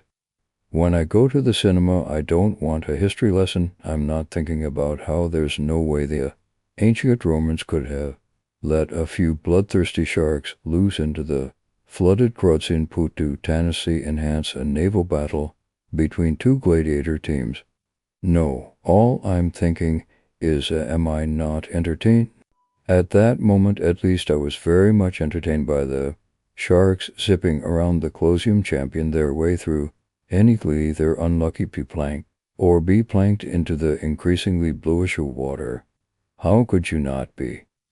As a director, Gregory Scott presses the rule of cool above all else. Accuracy be damned. Gladiator fighting friend-sized shark is cool. Terrifyingly aggro monkeys attacking Gladiator is cool. Gladiator riding a rhino and charging as enemies is cool. I don't care that none of this actually happened. They're the coolest part of the movie. But gone with your history book. Ness. Now I realize this might all sound a bit stupid, fair enough, but I'm not the one looking to a Hollywood blockbuster to learn all about ancient Roman culture. Anyway, the appointed bit is the one of the Gladiator. Two historical incoherencies get in the way of a good story that because Gladiator doesn't have particularly good story to get in the way of. The movie follows a Caligula scroll who needs to fight his way to freedom and becomes a spectacles-like figures along the way. This will sound very familiar to those who have been in predecessors, the Russell Crowe starring Oscar-winning 2000 movie Gladiator. Scores pulls this track consequently throughout the film. This is mostly out of necessity because the story Bishop to and Leaker and Drag, and there's even the Washington and the twin babies in peril, hammering it up more than Abisti in Petter. Fortunately, it's not too long before someone being decorated with arrows are having their hair tapped off. Was I not entertained? Some of the time I was, but when I was not, it was not because its characters were sitting in a cafe, drinking coffee and reading the morning paper. All of those things had not been invented yet. It was because the film had slowed to an overbroke crawl to take its very silly plot entirely too seriously. 1 minute Arnold is comically bashing Hornfrost into a wall. The next a family drama is playing out at melodrama worthy of short and sweet. The story and drama of Gladiator 2 may be fairly dull, but its superb action, visual spectacle, and outlandish historical inaccuracy are where the film truly shines. The movie Gladiator 2, thumbs up. Then Denzel Washington sweeps into Gladiator 2, rarely scores a pick above ancient Rome and men at war and sometimes in love itself with such easy grace that you might mistake its characters doze bearing with indifference. And what you're seeing is power in Akron, power that's so raw and so supremely self-possessed that it doesn't announce itself. It just stays, and it keeps taking as warrior enter the Colosseum to fight and die in the blood sport that gives the sequel to score. Two-handed to mock Gladiator, his sober backdrop and much of his juice. It is a performance of cosmetic evil and of memorizing Sturm und Drang. Like Score's filming in his palpably impressive spectacle with its foreign accent and minorities, a sort of minimal and equally unfamiliar cost to human rebellion, Washington's performance has scale, intensity, and absolute confidence. Each man has an equalized belief in entertainment as a value that's essential to put over an old-fashioned, in-handedly artificious production that, like this, the kind that turns the past into a plague and doesn't ask you to worry about niceties like historical accuracy, but bone structure and performer are also veterans when it comes to a popular audience, and says neither has mellowed or slowed with a Scar tis 87 this year's and Washington 70. They still know how to put on a great show. The fast cadence center on a Roman journal Maximus, played by Russell Crowe, who, sicca one ditty, giddy, served and aged in Parrot in court the death of a young. He spore and ends up challenging Sarth in the Colosseum, where he quickly becomes a crowd favorite. Crowd then at the height of his leading man fame, diddling and approximately muscular, if a characteristically sensibly performance that holds the screen even when challenged by the vulpine Krishna of a scene stealing jukebox Ponix as the new emperor. The team characters are dead by the end, and Rome itself seems like it may follow rapidly in their wake. They add all the other cast from the original movie Heart, the sequel, which is set 16 years later. Gladiator 2 tells the story of another Rus's ostensible simple man, this time named Lucius, who is swept up by powerless political forces seemingly beyond his control. The story opens in Numidia, a slice of land hugging the northernmost coast of the African continent. There is a heaving city. Lucius lives with his wife, and while their smiles suggest they are happy enough, they are both soon shooting up to fight a favela of Roman invaders, led by General Acacius. The Roman make quick work for the Numidian in this regard. The invaders are just as ruthless, economic as Scott, who demonstrates a commentrous show of his power with the epic grace capped, vividly staged, and shot warfare. Fast, brutal, and absorbing, the shocker openers set the template for the rest of the movie, which plays and often feel like one alone.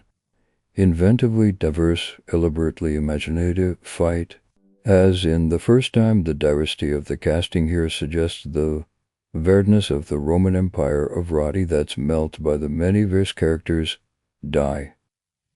Trebuchet, arrow, sword, and magnetic that include a sandaltrino and a drop of dampaging booms. Every so often the characters put down their weapon to end all their other vices or plot, and uprising, diverting interludes that advance the narrative and add causerie, giving the character enough time to unclench their jaws and for you to keep processing the history. Gladiator doesn't stray far from the original film, and image of hands and grain pointedly underscores the connection. In either its plotting or fuzzy nations about Roman honor and glory, written by Terry Scarpa, who has starred story with Peter Krieg. The sequel follows Lucius, who, after his wife dies, is taken prisoner, swept up and tossed about. He ends up in a hellscape where he proves his warrior bona fides to Washington. Macrimus, a Welsh gladiator wrangler, a power player with a heavy past. At a pain for the future, Macrinus bribes Lucius to fight in the Colosseum before throngs of Roma whose bloodlust and political the rentalness are dissetted by the displays of crudity as so very irremitable. Mesker, whose young air effector who seems to come out of nowhere a few years ago, has a handful of credit in the short of modest, independent movies, the first screen at festivals, All of Us Strangers. He is a charismatic screen presence, one that's appealingly gentle but has enough beat and ambiguity that it is not a surprise that he has played Santoy Crevel Street, a streetcar named Desired, and well again in a forthcoming New Jack production. Mescal has bulked up conspicuous for Gladiator 2 and doesn't seem altogether comfortable with his newly jacked body and uneasy network for his characters' psychological and physical vulnerability. He doesn't have Crow's natural swagger. He hurls you more stealthy. Not long after Lucius's capture, the story divides into threads that eventually weave together. The romp of the Seeker is even more barbaric and unsettled than before. There are more scoring, whispering, constration, and a showy exhibit of descendants. The wonderful card, a score signature, feature an array of interesting new and familiar faces, including some from the first film. Connie Nelson as the sad-eyed royal Lucilla, and Derek Jacobi as a senator, gorgeous. Tim McConaughey as a desperated senator, airs indefinably unsavory notes as the giggly, extravagantly Cedric Sajak and Empire. Joseph Kahn as Guitar and Fred Herzinger are possessively vengeful and look so pale that it almost a surprise that they have any blood in their veins to spill. The Fascicle Editor was one of Scar's unqualified success. It was well reviewed, at least by critics who were more interested in its directing than in the weakness of the script. It was also sizable box office hit and nominated for a dozen Oscar-winning, some biggies including Best Picture and Actor. Given the recent commercial landscape, which for the past few decades has been dominated by superhero movies, many tolerated for fans rather than for journal viewership, the Gladiator, selected the first film mask through, now seems the most old-school thing about it. Despite its contemporary sheen, it's a digital tourist and a graphic Wallace. Gladiator hit the arts because of its old Hollywood-style appeal. Scott is working considerably more efficient digital tool in the sequel, which add to the fluidity that make it easy to slip into the movie and happily stay here. Even when the story tests your credulity, crouching in the floodlit cloison is the least of it. Scott holds you fast with his actor and the dynamism of his filmmaking, with shocks of beauty and jolts of queasy hammer. Very few directors working today can put across a movie like Gladiator 2 as convincingly, which perhaps explain why the sequel, for its whole barbaric Paris and the plaintive art I'm sitting discussing democracy and democracy, doesn't have the mournful gravity that the first film did. Scott Clardy had applauded making this movie, and so did Washington, and they are inviting you to have fun too, which proves easy. Gladiator 2, I hate to say that this what men deserve better than Gladiator 2. I was thinking a lot about men while watching Gladiator 2 last week, and so it seems was everyone else. In the woozy, shell-shocked aftermath of the presidential election, as everyone scrambled for explanation as to why dollar dropped one so dastardly, conversations turned toward men who voted so differently than women, who are lashing out against feminism, and who faces with a mainstream culture that no longer guarantees their dominance would rather opt out, leaving them forever in the paralyzed, slipping down a digital monastery pipeline that had been them tapped at the groping feet of Andrew Tate, who celebrate the presential dessert by declaring that the Petrochi was back. How are we going to reach the men? Panics has been fretting, while a swath of liberal online have insisted that the answer is to engineer some kind of blue state answer to Joe Rogan. Never mind, the rocket himself would be unlikely to ascribe any company political leaning to his broadcast in the voice of all of this rarity scarce seeker days. Burley 2008 about a Roman journal turned her in a fighter in opening against big, like some paraphernalia repriced. Expect that Gladiator 2 respires his best picture winning datasy is so underwhelming that you might be thinking, oh, maybe masculinity really is in crisis. I cannot say that the trouble all started when Hollywood did dramatize a historical macromity to ratify that insists on cruelest architecture is bad and eating enormous amount of raw liver is good. but I would not say that entirely inaccurate either. The trick of movies like Billy Leader and Master and Commander, which came out within 10 years of each other during, but now feels like the last scratch in which these sort of throwback a pigeon constantly courted pitching with large audience, is that their bloodshed and grants which has provided shelter for a lot of sentimentality about honor and dying for what you believe in. Sure, but also about men unabashedly relishing the camaraderie of other men. I knew a guy in high school who would start tearing up when thinking about Braveheart, which was a testament to the weakness of Mel Gibson 1995 drama being as much as pool as the brutality of its battle sequence, with the moments marked with the body of Russell Cruz Maximus being lifted up in respect to his place as a soldier of Rome, but with fellow fighter Juba bearing his friend's family keeps case in the floor of the Colosseum and knowing that they will see each other again sometime. A last accolade is to that Gladiator 2 has to Juba as the character played by Peter Manjate, who dies as soon as the movie leaves new media, which is being attacked by Roman legions when it begins. That kingdom on the north coast of Africa is where the film's exiled hero, Lucius, has ended up after secretly being sent out of Rome by his mother, Lucilla, after the death of his father, or of the sequel makes execute as Maximus in the 2000 film. Lucius was portrayed by Shen Spencer Treat Clark, while in the new one he is played by a recently PV'd by Paul Bosca in his first major studio role. The air shifter is usually intriguing presence doesn't hold the screen here so much as he finishes into yours.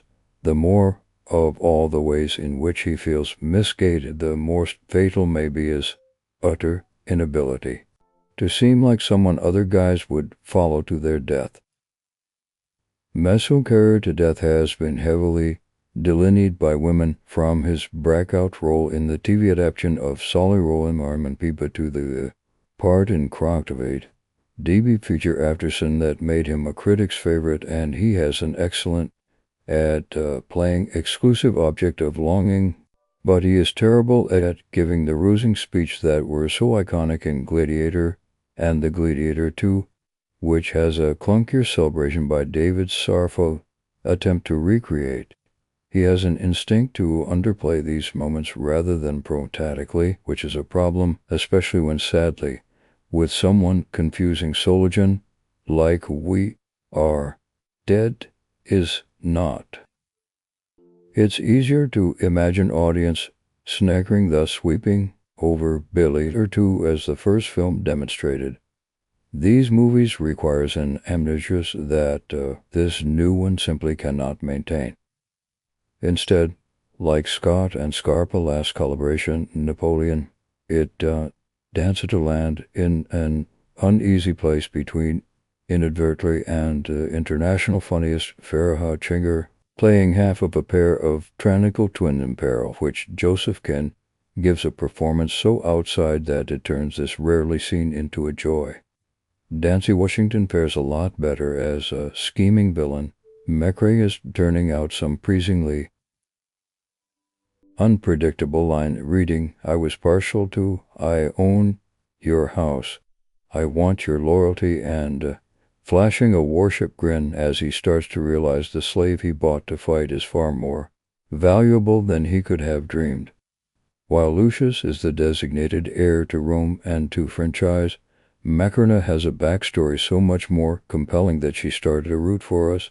Rattleness claimed to the top practically gave Lucius reluctance to step up to leadership or acknowledge the position that his mother and her husband, the General Marcus Actitius Patropascal, as a kind of substitute crow-pole, have been put in. Macanus is at least self-motivated, while Lucius reads as indifferent until the script requires him to make an abrupt shift in loyalties. When making his track about the rig, he sees in his new fighter it takes all of Washington power to deliver an observation that's patently unsure. Lucius at best looks like someone engaged in a prolonged so I did it adorably later, but I appreciate the melodramatic convocation had its score. The way it was unabashedly emotional about grief and justice and restoring order to the world. Gladiator 2 echoes element from the first film, including talk of the dream of Rome as a more egalitarian place, but while the idea is more central to the plot in the sequel, it feels even more abstract. Rome, as in this film, is not solid enough to record saving or destruction, as the series of history interior the character passed through. It's only when characters fight that the movie comes alive. The best battle sequence is the agitating opening one when Marcus leads a fleet of ships to conquer Media, raising built-in towers of his army to scale the walls and kill the soldiers trying to defend it. Among them Lucius Archer, while there are also inclusive clashes involving Garino as steed and a recreation of a naval battle that involved floating the arena. Scar the old beau knows how to grieve these scenes as vicious vitality that overcomes any thought about how the Romans possibly got live shark in the water, but the trailer of the action sequence just underscores the hilarities of the rest of the enterprise. Sure, not all to spend a lot of time thinking about the Roman Empire, but those we do deserves better than this. Gladiator 2 ending explained. Whose hand is that? Gladiator 2 ending conclude the sequel with the expected sword fight, Colosseum battle, and political machination, but not without a familiar helping hand closing out the film. Gladiator 2 cast of characters led by Paul Mascos Docius versus who began the film under the Alizano after having his home destroyed by the Roman army. Lucius become embroiled in the world of gladiatorial combat, equaling the story of Maximus Decimus Mercedius that concluded with Gladiator's emotional ending. Throughout the film, Lucius, one of the many Gladiator characters based on real people, he reckoned with his true heritage as a grandson of Marcus Aurelius and the son of Maximus. Rather than bury his head in the sand and remain content to carry out wrathful vengeance, Lucius embraces his familial connection and begins fighting for the good of Rome via the Colosseum. Epic fire scene and strong performance that contributed to Gladiator to positive reviews. By the time of Gladiator 2 ending, Lucius' judgment is altered, an empire is judged forever, and a long-lasting legacy lives on. Whose head is that in Gladiator 2 final scene? In the final scene of Gladiator 2, Lucius returns to an abdication just as Diamond and Tons Juber did in Gladiator. Lucius kneels in the sand as the purple sky above him signifies the dawn of the new Rome, asking his father Maximus to speak to him as Lucius does so. The film shows a familiar scene from Gladiator of a hand caressing the stalk of grain feed. Maximus dreams and Gladiator ending saw him journey to Elysium, the blissful Roman afterlife, to reunite with his deceased wife and son. These scenes were shown again in Gladiator 2's ending to signal that Maximus' legacy lives on through Lucius. Maximus' character is summoned up in war-inspired, iconic line, "What we do in life echoes in eternity." Maximus fight for what was right, allowing him to live peacefully in tyranny. Leia Lucius is now attempting to do the same with the flashes of his father's hand, typifying this is a Gladiator 2 ending. Lucius becomes the Prince of Rome, fulfilling his destiny. Lucius' intention to continue Maximus' belief and fight for what is right is summed up in the conclusion of his character arc. Unlike Maximus, who died at Gladiator, Lucius traverses Roman celebrity and embraces his rightful place as the true ruler of the Roman Empire. Gladiator historical accuracy is often thrown into question, but the idea of Roman emperors being chosen by a multitude of methods, from catapult mitigation to lineage, are being picked by the Senate is often constant. The history In Gladiator 2 ending, Lucius stakes his claim to Rome via the connections he holds to Gladiator Rhetoric cast member Marcus Aurelius. Lucius is the grandson of the former emperor, and despite hiding the lineage for much of his life, reveal this fact in Gladiator 2 ending. The climax of the film sees Lucius and Tennessee Washington McClellan standing between two armies, the Roman legions and the Praetorian Guard. The Roman army was already loyal to Lucius thanks to Perdiv journal, Acacius, and the reveal of the form as a heretic, but the Praetorian Guard was serving Macrinus. Lucius stood in front of the two armies after defeating Macrinus and proclaiming himself as the Prince of Rome. This allows the wavering Praetorian Guard to follow Lucius as Rome's new ruler after spending decades hiding from his destiny. Lucius finally becomes what he has always meant to be and tries to assure in his grandfather's team of Rome. How Lucius succeeds in restoring the dream of Rome. The dream of Rome is mentioned at length throughout both Caligula and Caligula II. This theme began with Marcus Aurelius and was the idea that Rome would eventually stop being ruled by emperors with conflicting ideologies, beliefs, and temperaments, and instead be ruled by the people. This term linked to the real-world system of dictatorships and republics, with Marcus Aurelius wishing for Rome to be the latter, something Lucius somewhat succeeded in achieving in Gladiator II's ending. This power could see Lucius instill a republic, firmly completing the dream that began with Marcus Aurelius. In embossing his place as the prince from Lucius now held the power to make Marcus Aurelius' dream, and by extension that of Maximus, a reality. Lucius has power over the Roman people, the Roman army, and the Praetorian Guard due to the death of Caligula II's twin Roman emperor and the scheming Macrinus. This power could see Lucius instill a republic, finally completing the dream that began with Marcus Aurelius was fought for the Maximus and shaped the entire story of Gladiator II. What Lucilia's death and error mean. Another character who believed in the dream of Rome was Lucilla, the mother of Lucius and the daughter of Marcus Aurelius. In Gladiator, his final fact thought Lucilla is tragically killed in an attempt to score his power by turning the Roman people against the remaining twin emperor, Caracalla, Macrinus. Aragon's Lucilla's execution in the cloister. Lucilla's death means that the Roman people lose all faith in Caracalla and Dita, despite both being killed due to the machination of Macrinus.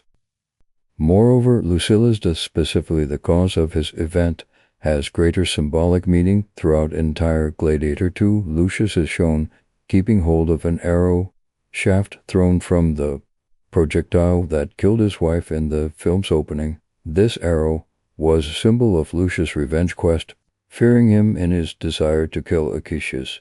However, Lucilla is killed by an arrow shot by Mithridates, signifying that he or more aptly men like him should have been the object of Lucius' quest all along.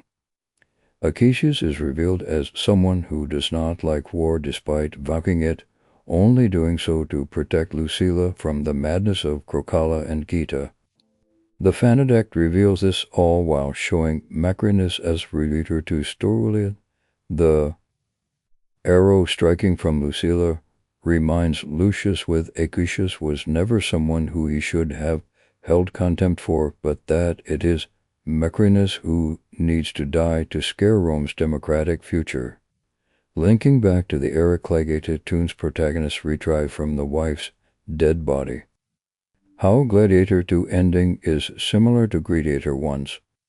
Since the trailer from Ridley Scott's 2024 sequel was released, Gladiator II has been dubbed as Steele's remake of its predecessors.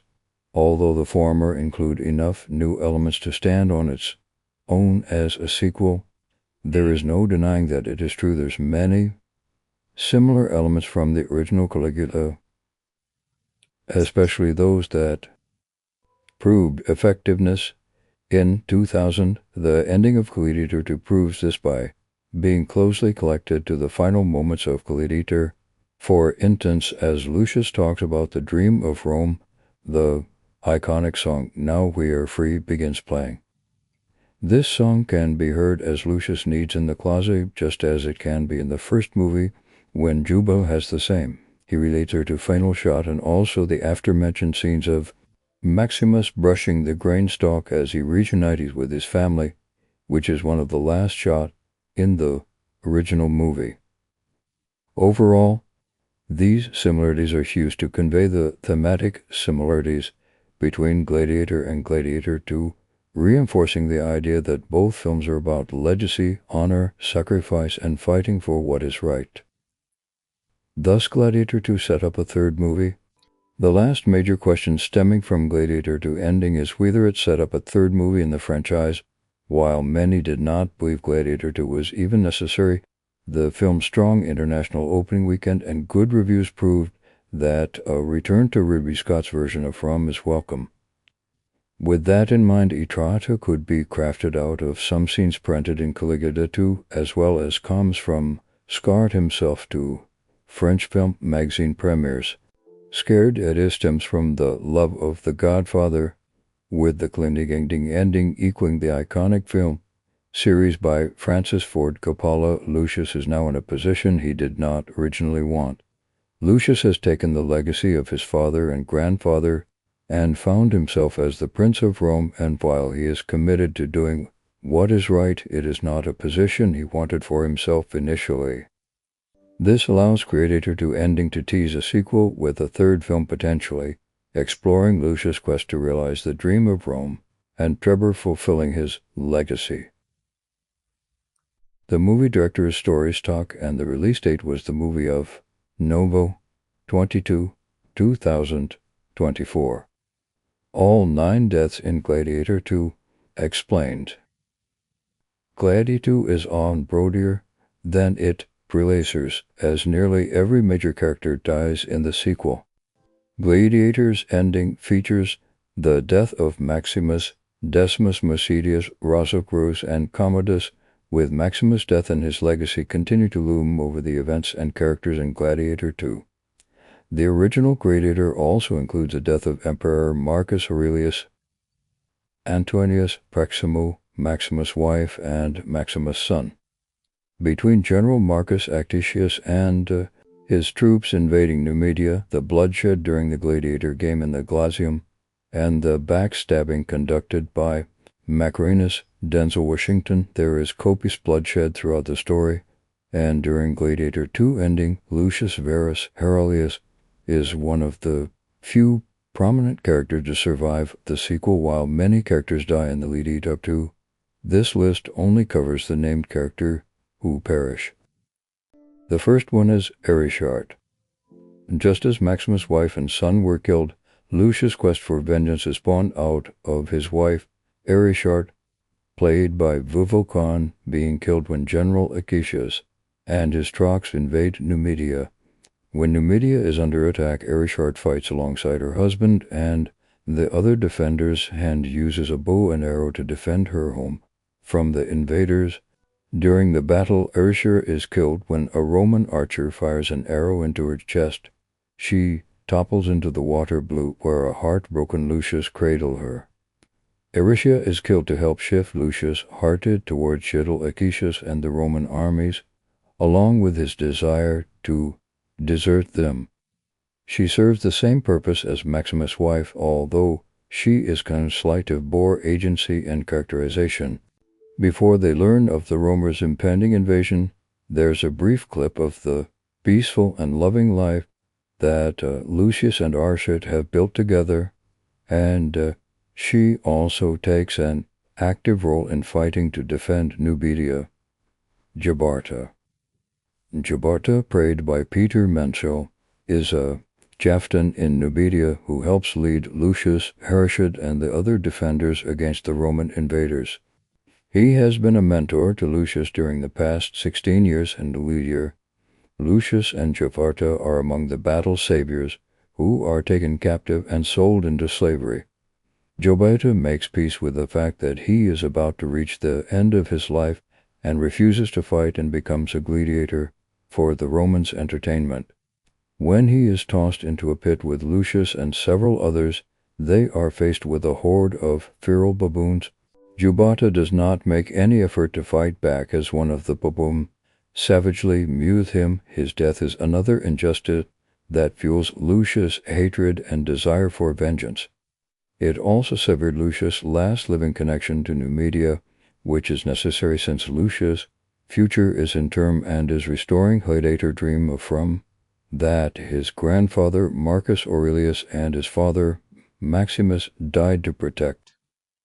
General Marcus Attius, played by Pedro Pascal.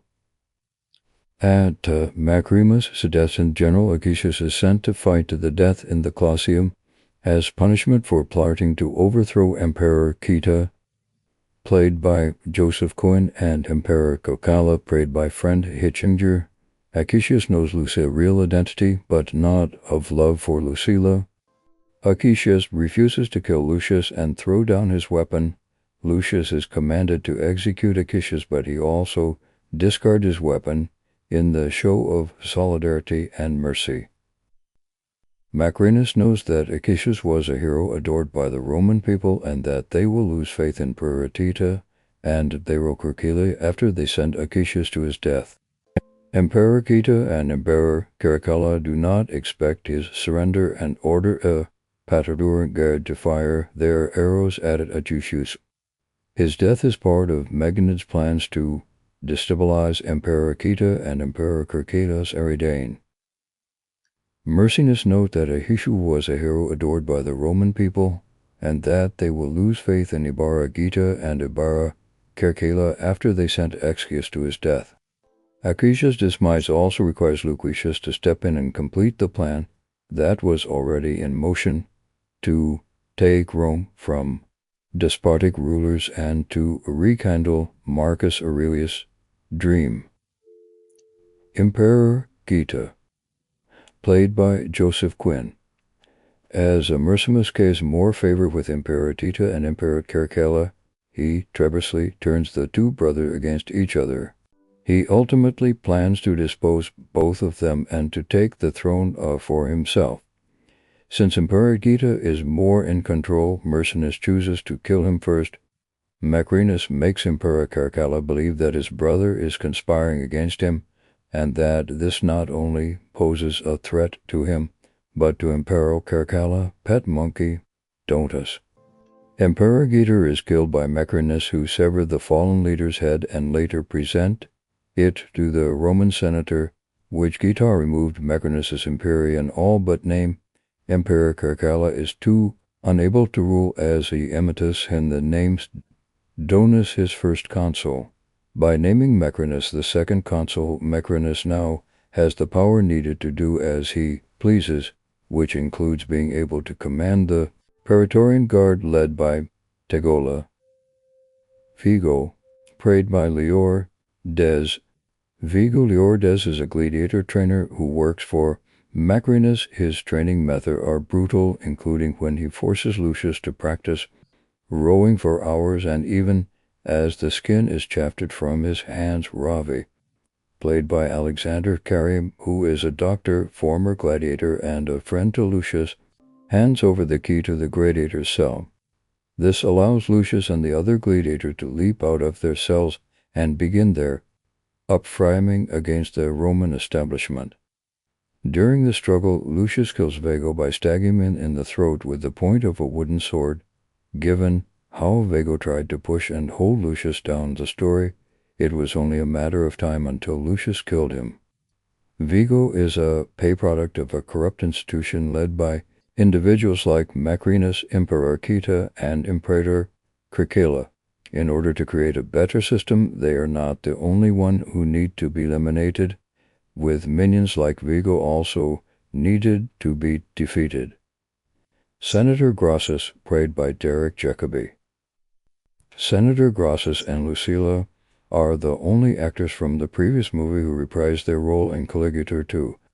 Gratius is toy lord to Marcus Aurelius and is therefore loyal to his Marcus Aurelius' daughter Lucilla.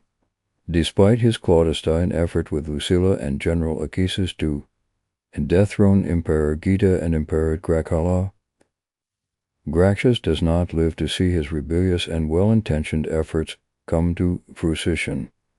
His death gets rid of one of the last living links to Marcus Aurelius and make it all the more necessary for Lucius to be one of the acolytes, the dream of Rome. Gracchus, along with Lucilla and other treasonous senator, are brought into the center of the Colosseum in the aftermath of their treachery being discovered. Unfortunately, Gracchus is killed during the bloodshed that ensues in the Colosseum. Gracchus escaped because of his lifelong scorn of Lucilla and Barker Aurelius. His death got rid of one of the last living link to Marcus Aurelius and makes it all the more necessary for Lucius to be the one to actualize the dream of Rome. Emperor Caracalla. While manipulating Emperor Caracalla was useful in Mercius' ascent to power, it becomes clear during the Gladiator War that Mercurius no longer needs him. At this point, Emperor Caracalla is little more than a liability.